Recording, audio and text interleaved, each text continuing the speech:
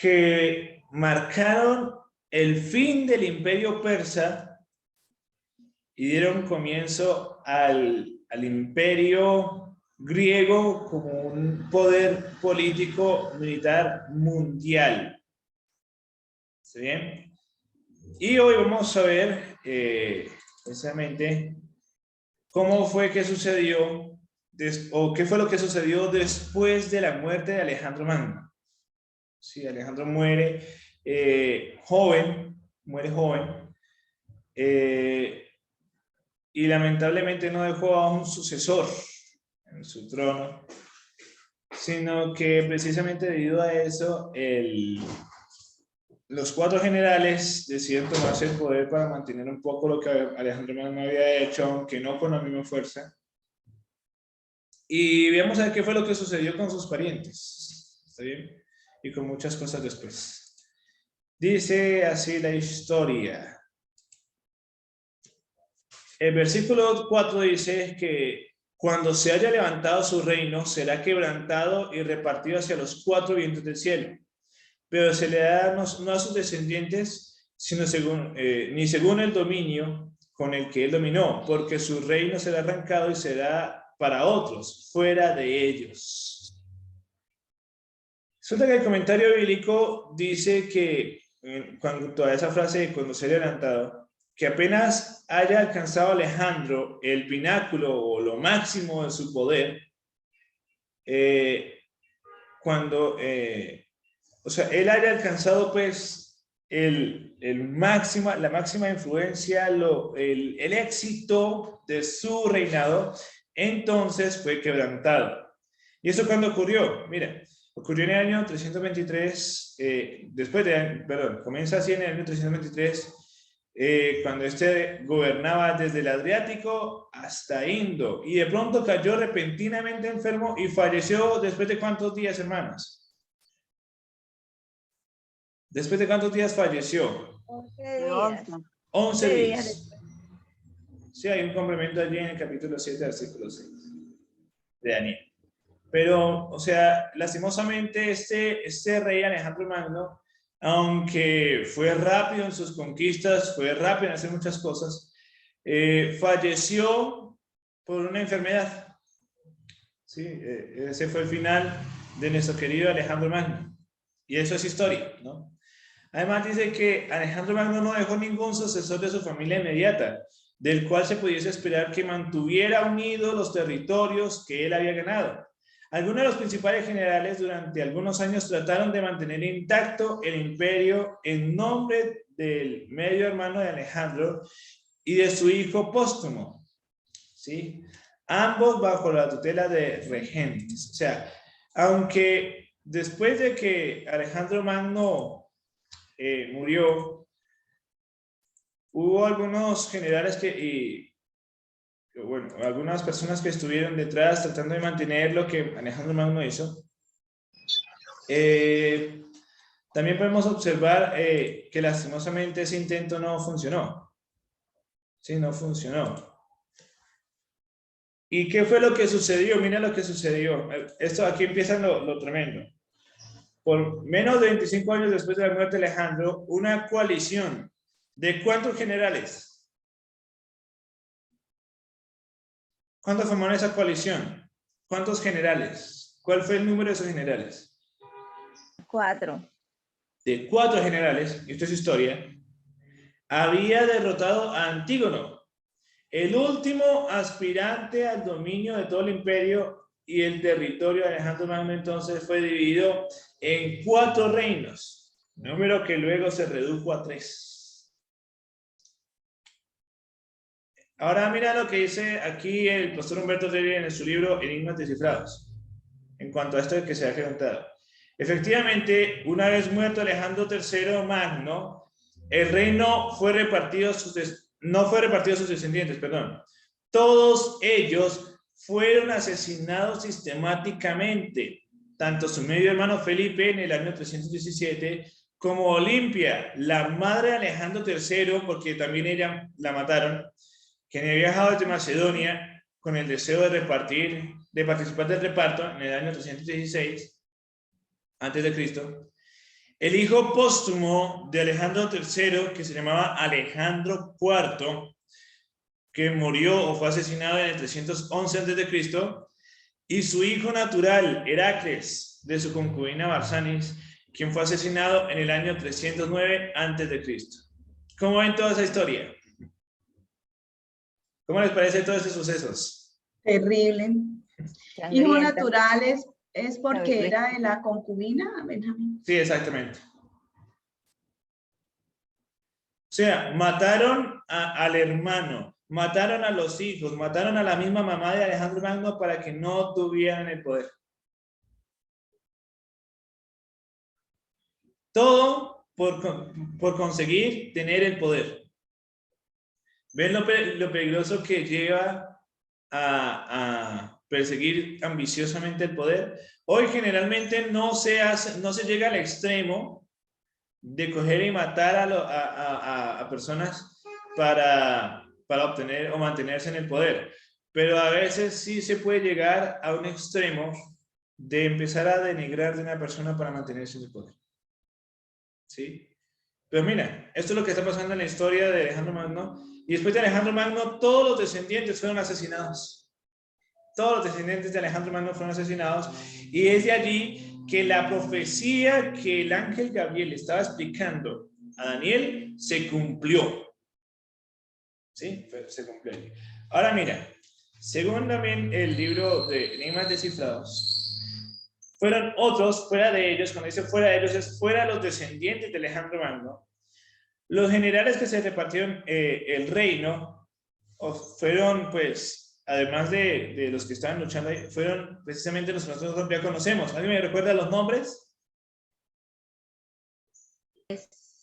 Seleuco, Ptolomeo, Casandro, Lisímaco y Ptolomeo, sí. Bueno, resulta que tanto Seleuco como Ptolomeo tenían un nombre específico, y aquí lo vamos a ver. El pastor Humberto Teria nos hace el favor. Dice que después de la batalla de Ipso, se encontraba Seleuco primero Nicator y Ptolomeo primero Soter. Ellos fueron los que lograron vencer a Antígono Monoftálmico y a su hijo Demetrio. Ellos fueron los últimos en pelear por el imperio, para mantener el imperio unido de Alejandro Magno. ¿En qué año? En el 301 a.C. ¿Sí? A ver, les pregunto, ¿cómo se llamaban entonces Seleuco y Ptolomeo? Es importante que se aprendan esos nombres. Primero, Seleuco, primero, Nicator. Y Ptolomeo, primero, Soter. Apréndanse esos nombres. O al menos tenganlos así como presentes, porque van a aparecer después. Y ustedes ya van a darse cuenta dónde van a aparecer después. Entonces, ellos dos, tanto Seleuco primero Nicator como Ptolomeo primero Soter, derrotaron al último que quería intentar dominar al imperio que había dejado a Alejandro Magno. Y bueno, lo derrotaron allí, ¿no? Ahora, ¿cómo se repartieron los 4 generales todo el imperio? Casandro quedó con Grecia y Macedonia, Lisímaco con Asia Menor, Seleuco primero Nicator, que fue el que obtuvo más terreno, se quedó con Siria, Mesopotamia, las provincias orientales del imperio hasta el límite de la India, y Ptolomeo primero Soter dominó Egipto y Palestina. Así fue como los 4 generales se repartieron el imperio que había dejado ahí Alejandro Magno, y así fue como se apoderaron de todo esto, ¿no? Ahora, resulta, mis queridos hermanos y amigos, que Seleuco primero Nicator y Ptolomeo primero Soter después se unieron, y eso es lo que vamos a ver después, pero eso vamos a ver una cosita. Aquí fue como se quedó el imperio, ¿no?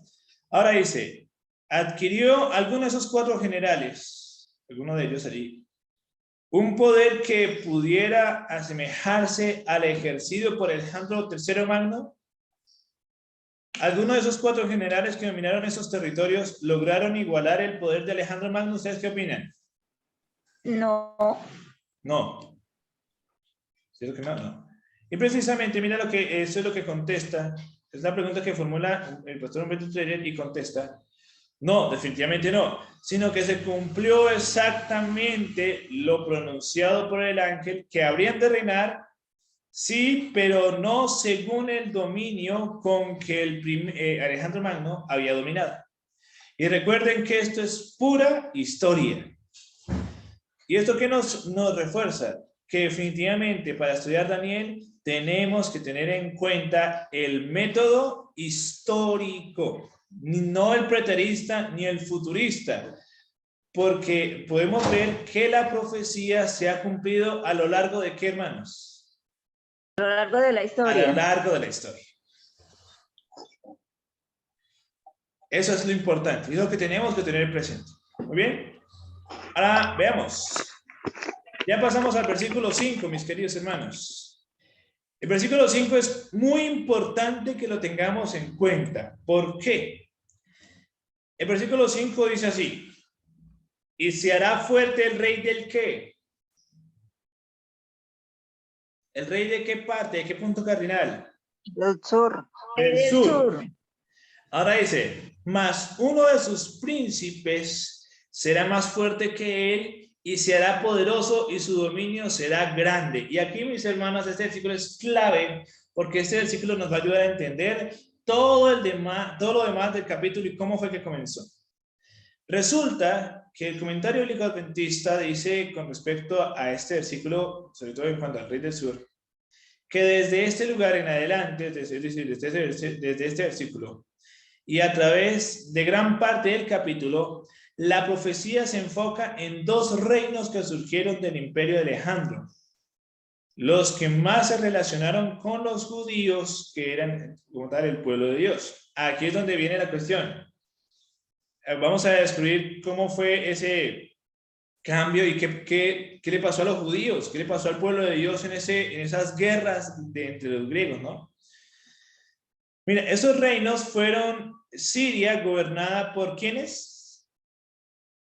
¿Con quién gobernó a los sirios en ese tiempo? Seleuco. Por Seleuco, también los descendientes de Seleuco, que eran los Seleucidas. Descendientes. Y Egipto, gobernado por los Ptolomeos. Por los de Ptolomeo, los descendientes de Ptolomeo. Descendientes de Ptolomeo, así es. Tenemos que tener eso en cuenta. ¿Listo? Ahora, desde el punto de vista geográfico, el primero que va al norte de Palestina y el segundo al sur de la misma. En realidad, la traducción de la Septuaginta, esa es la LXX, usa el término rey de Egipto en vez de rey del sur. ¿Cuál es el término que utiliza la Septuaginta para referirse no como rey del sur, sino como rey de qué? Egipto. Rey de Egipto. Ahora, el versículo 8 de este capítulo nos adelanta un poco el comentario bíblico, indica que Egipto es el rey del sur. El sur. Por eso, mis queridos hermanos, no podemos utilizar esta profecía para indicar otro país. No podemos indicar que esta profecía de Daniel 11:5, cuando se refiere al rey del sur, se está haciendo referencia a otro país en la actualidad, en nuestra actualidad. Porque tanto el versículo 8 de Daniel como la Septuaginta, la más antigua de nuestras Biblias, indican que el rey del sur es ¿qué país? ¿O qué nación en ese tiempo? Egipto. No podemos inventarnos otra cosa, porque la misma Biblia nos enseña las cosas. ¿Sí ven? Ahora resulta que en el momento histórico, dice el comentario bíblico, al cual se refiere este versículo, es que el rey de Egipto era Ptolomeo I Soter. Por eso yo les dije, tengan en cuenta esos nombres porque van a aparecer luego. Resulta que Ptolomeo I Soter era el regente cuando comenzó a cumplirse lo de Daniel 11:5. Era el rey del sur. Él, además, era uno de los mejores generales de Alejandro. y que estableció su monarquía, o sea, se convirtió en el rey helénico, o un rey griego, y que se convirtió en la monarquía o en la dinastía que más tiempo duró. Porque recordemos que al final hizo una alianza con el emperador romano, y gracias a eso quizás le prolongó un poquito más de vida a la dinastía, aunque luego terminaría, pero se convertiría en una provincia de Roma, ¿no? Ahora, resulta que este señor, Ptolomeo I Soter, era hijo de Lagos, de ahí que también se le conoce en la historia como los Lágidas, quien había sido general de Alejandro y asumió la gobernación, la satrapía de Egipto. ¿En qué año? ¿En qué año comenzó a reinar Egipto, este Ptolomeo I Soter? 322. Antes de Cristo. Un año después, imagínense, no le dijeron ni siquiera un tiempito más, sino un año después de la muerte de Alejandro Magno. ¿Eso qué nos explica un poquito más? Pastor Humberto Treyer en su libro Enigmas Descifrados. Ahora, en 305 se declaró rey de la misma. En cuanto a Seleuco I Nicator, sátrapa de Babilonia desde el año 312 a.C., fue perseguido por otro general, que fue el último, recuerden, que se llamaba Antígono Monostálmico, quien fue el último que pretendía esto, ¿no? O sea, Seleuco I Nicator fue perseguido por el último descendiente de Alejandro Magno, o el último que pretendía dominar pues el imperio griego, y persiguió a Seleuco I Nicator, y por obvias razones, ya que Seleuco I Nicator dominaba gran parte del imperio. ¿Y hacia qué lugar huyó? ¿Hacia qué zona huyó? ¿Hacia qué país huyó? ¿Hacia qué región huyó? Egipto. Huyó a Egipto. ¿Y cómo se llamaba el rey que estaba en ese momento en Egipto? ¿Cómo se llamaba el que se encontraba allí? Recordemos su nombre porque es importante tenerlo en cuenta, ¿no? El nombre se llamaba Ptolomeo I Soter, ¿no? Se encontraba allí. Ahora, resulta que según el versículo de Daniel 11:5, uno de sus príncipes, cuando se refiere así a uno de sus príncipes, el comentario bíblico adventista indica que Seleuco I Nicator, al huir a Egipto, ¿cierto? Al huir allí, había hecho una alianza con Ptolomeo I Soter, ¿sí? Y entonces, al hacer una alianza, tenían que entenderse que no es que realmente Seleuco I Nicator sea un príncipe de Egipto, sino que habían hecho una alianza, se habían unido, ¿sí? También a Ptolomeo en algún momento se le llama príncipe, pero no quiere decir porque él sea príncipe, él era un general, pero se llamaba así en términos de alianza, en términos de relaciones. Habían mantenido como una serie de amistad. ¿Y con qué propósito fue esa amistad? Bueno, el propósito era de poder Ptolomeo ayudar a Seleuco a recuperar lo que había perdido. ¿Sí? Y es por eso es que mira, aquí dice, en 316 a.C., Seleuco había ocupado Babilonia desde 321 a.C., pero fue expulsado de dicha ciudad por su rival Antígono. Entonces Seleuco se puso a las órdenes de Ptolomeo, a quien ayudó para que derrotara a Demetrio, hijo de Antígono, en Gaza, en el año 312 a.C. Poco después de esto, Seleuco logró recuperar sus territorios. ¿En dónde? En Mesopotamia. Ya después de que Seleuco logró recuperar todos los territorios,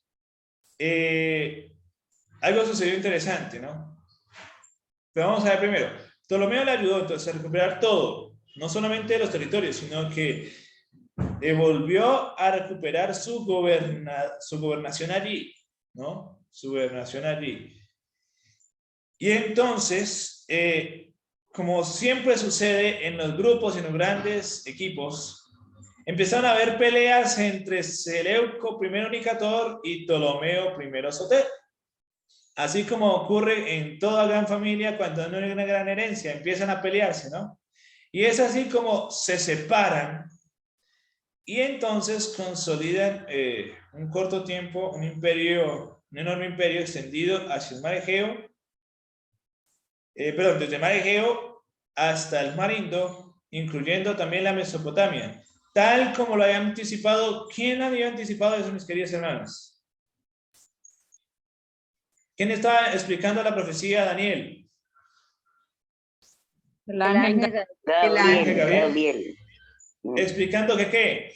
Que Seleuco I Nicator sería superior, o como lo dijo a la dice Daniel 11:5, sería más poderoso y su dominio sería más grande que el de su ex aliado.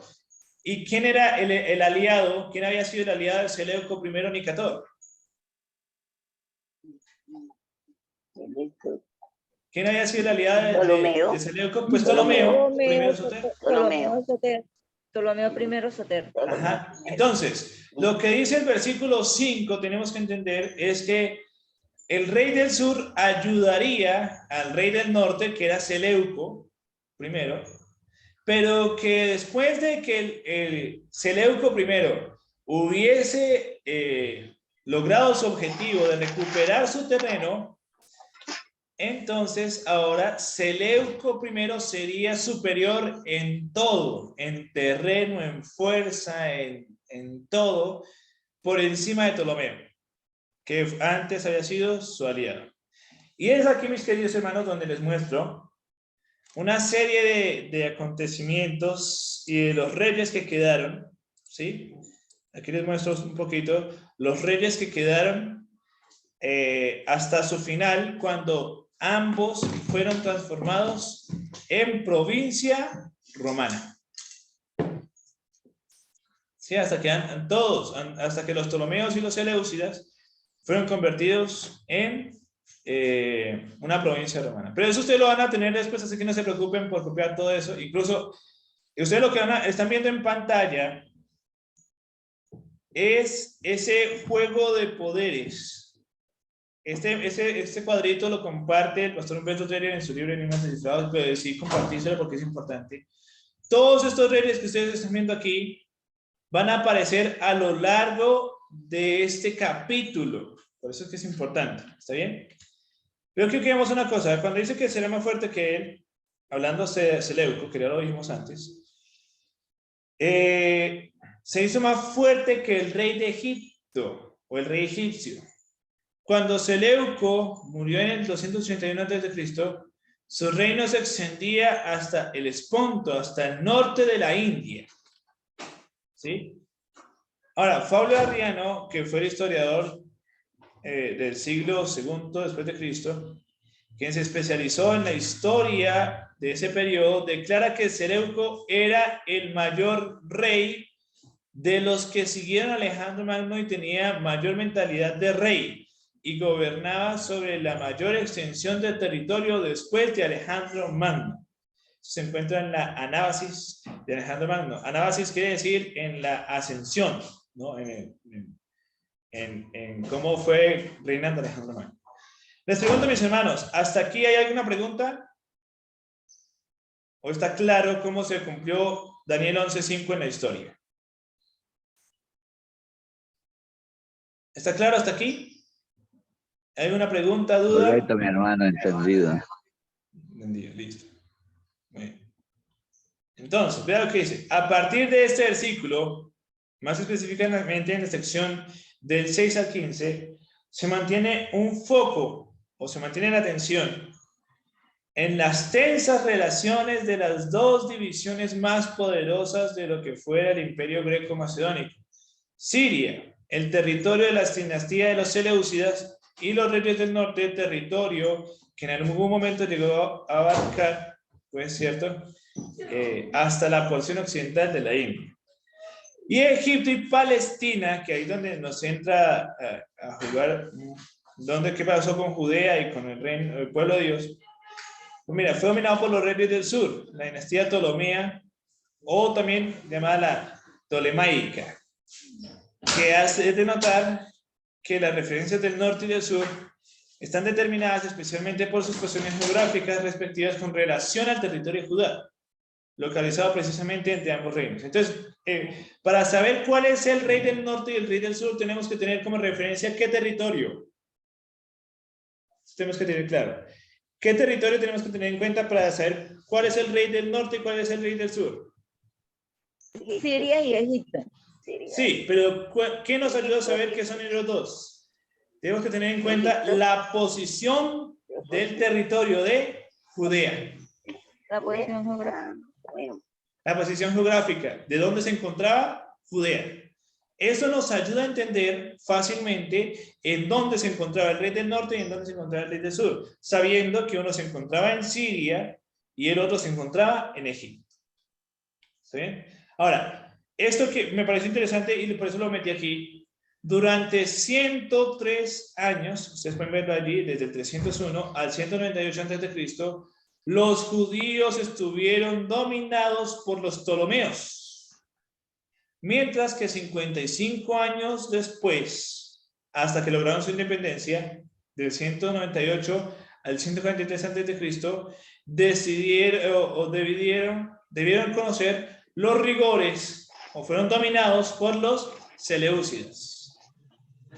Es decir, que después de que los persas dominaron a Judea y a Jerusalén, los que dominaron a los judíos, ¿quiénes fueron?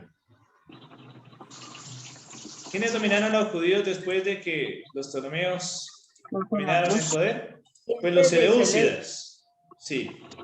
Después ellos fueron destruidos, después ellos fueron derrotados como dinastía, y los que dominaron a Judea por posición geográfica fue Roma. Pero eso va a ser hasta después. Así que mis hermanos, en la larga guerra con la posesión de Palestina, como hueso de contienda, ¿y por qué Palestina tenía que ser tanto tiempo conquistado? ¿Por qué Judea era importante en su conquista? Porque era un punto geográfico central. El que dominara a Judea dominaba el paso del comercio, dominaba el paso del ejército, dominaba todo. Así que finalmente se llegó a la forma de un tratado de paz en el 253 a.C. entre Ptolomeo II Filadelfo, hijo de Ptolomeo I, y Antígono II Zeus, o divino, hijo de Antíoco I Soter y nieto de Seleuco I Nicator. O sea, se logró una paz allí, ¿no? Pero esa paz duraría muy poco. Y si quieren saber más, los esperamos en el estudio de mañana. Porque a partir de mañana comienza la guerra. Comienza la guerra allí entre estas naciones. Bien, mis hermanos, recordar toda esa historia, recordar todo esto, tiene que hacernos entender una cosa. Que aunque el pueblo de Dios tenía que soportar mucho esa guerra entre los ptolomeos y los seleucos, ¿cierto? Tanto el norte como el sur tenían que soportar esas guerras, y siendo Judea el caballito de guerra, todo el mundo quería estar con Judea. Tenemos que entender una cosa, mis queridos hermanos, y es que Dios, en algún momento de la historia, haría que los griegos también cayeran, y entonces se cumpliera lo que dice Daniel 2, 7 y 8, y llegara un reino.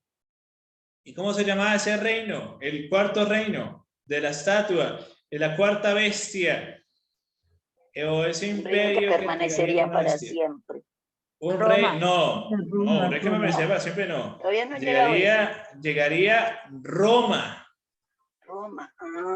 Roma, la Roma imperial, quien destruiría a los otros reyes y comenzaría su periodo imperial. Y es importante esto porque fue en el imperio romano, con la Roma imperial, donde murió ¿quién?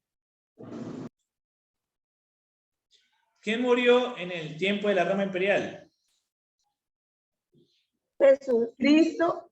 Cristo Jesús. Claro, Cristo. fue en el imperio de ellos donde murió Cristo Jesús por nosotros y donde se cumpliría una gran, como ya lo hemos visto en el estudio de Daniel, ese mensaje en el cual se cumpliría que precisamente en el imperio romano con los César al mando, los emperadores al mando, también con la muerte de Esteban durante ese reinado, se abriría el evangelio de salvación no solamente a los judíos, sino esta vez a quienes.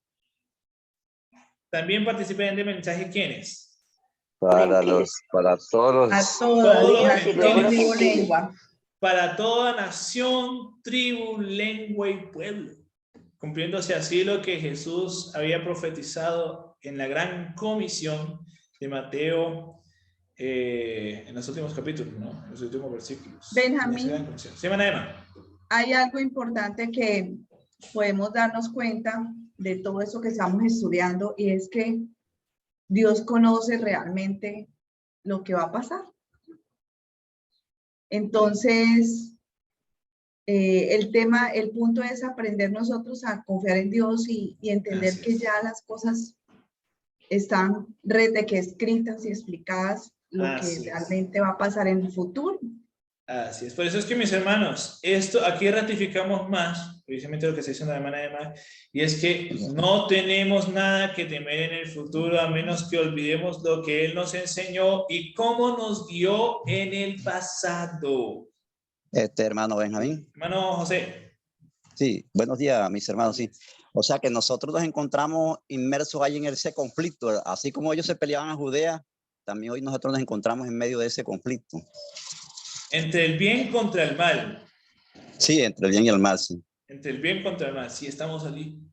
Somos el territorio de disputa, ¿no? Pero quiero que entendamos una cosa, mis queridos hermanos, también. Al estudiar estas profecías, sobre todo la profecía de Daniel 11, tenemos que entender una cosa, que no tenemos que ponernos a inventarnos que el rey del norte y del rey del sur de Daniel 11 son otros reyes o presidentes actuales. No, señores. La profecía de Daniel 11, sobre todo los que vamos a estudiar hasta el versículo 15, ya se cumplió. ¿Y se cumplió a lo largo de qué? De la historia. Por eso siempre recalca que es historia y la historia termina, ¿cierto? Tiene su Exacto. Eso ya se cumplió en la historia. Por eso, mis hermanos, tenemos que entender una cosa, y lo que dijo la manera más importante. Tenemos que entender que estas profecías se aplicaron ya en ese tiempo y ya muchos de estos se han cumplido. Quizás algo de este capítulo nos va a enseñar algunas cosas del tiempo del fin, pero eso será hasta después del versículo 15, incluso hasta el 20, de pronto, un poquito, en los tiempos finales. Pero quiero que entendamos que estos, en cuanto al rey del norte y el rey del sur, son cosas que se cumplieron en personajes de la historia. Quizás en Apocalipsis va a aparecer algo más, pero eso es cuando lleguemos a qué libro, a Apocalipsis. En Daniel no. Sí, Daniel, esas cosas ya se cumplieron en la historia de los griegos, entre la guerra entre Seleuco y Ptolomeo. Pero vamos lento para que ustedes se den cuenta que no nos estamos inventando cosas. Historiadores y tanto el comentario bíblico como lo que nos está enseñando a través de enigmas descifrados, el pastor Humberto Reyes también, que es historiador. Nos damos cuenta que esta profecía se ha cumplido a lo largo de la historia. Por eso, mis hermanos, tenemos que entender una cosa. El fin del mundo no será por bombas atómicas. No hay que tenerle miedo a Rusia, porque Rusia no tiene nada que ver en esto. Mi hermano Benjamín. Hermano José. Sí, o sea, necesitamos tener claro en qué época de la historia nos encontramos. Exactamente. Eso es lo que vamos a descubrir. Y tenemos que entender que el fin del mundo no será por máquinas, como nos lo enseña Terminator. No será por un virus, como nos enseñan esas películas de terror de zombies, o las cuarentenas que muestran actualmente. No será por un meteoro que destruirá el planeta, como algunos están teniendo miedo por lo que se aproxima aquí a la Tierra. No será por eso el fin del mundo, hermanos. El fin de este mundo, el fin de la historia de la humanidad, llegará tal como lo conocemos hasta ahora, cuando Cristo venga por nosotros. Ese tipo de películas, ese tipo de mensajes de terrorismo amarillista que muestran que por bombas atómicas, que por enfermedades, que por el cambio climático, que por todo eso se acabará el mundo y la historia de la humanidad, pues no. El fin de este mundo, tal como lo conocemos, será cuando Cristo venga por segunda vez. Cuando se cumplan las profecías de Apocalipsis, en las cuales todos seremos o pasaremos por el juicio investigador y seremos hallados unos inocentes, otros culpables. Y entonces así heredaremos la patria que Él viene a establecer aquí en esta tierra, para restaurarla por completo, cumpliéndose así lo que dice Apocalipsis. Pero mis hermanos, quiero que entendamos una cosa. No tenemos nada que temer en el futuro, a menos que olvidemos lo que Dios ya nos enseñó y cómo nos guió en el pasado. Y lo que nos enseñó es que vendrá un tiempo en el cual todas las profecías se cumplirán, sí, pero que los que permanezcan firmes en el Señor van a durar para siempre, porque estarán con el Señor disfrutando de una vida eterna a su lado, donde Dios será su Dios y nosotros seremos su pueblo, si es que alcanzamos la victoria. Amén. Eso es lo que tenemos que entender de estas profecías, que Dios tiene control de la historia y que aún hoy Él tiene control de la historia. Y que no va a hacer nada de eso, sino que lo que va a poner el fin a justos y pecadores será su venida. Y que no tenemos nada que temer en su venida, a menos de que olvidemos y de que dejemos a un lado este plan de salvación. Y la invitación es, aceptemos a Jesús, nuestro Mesías príncipe, y todo lo demás será una gran aventura que viviremos con el Señor. Oremos.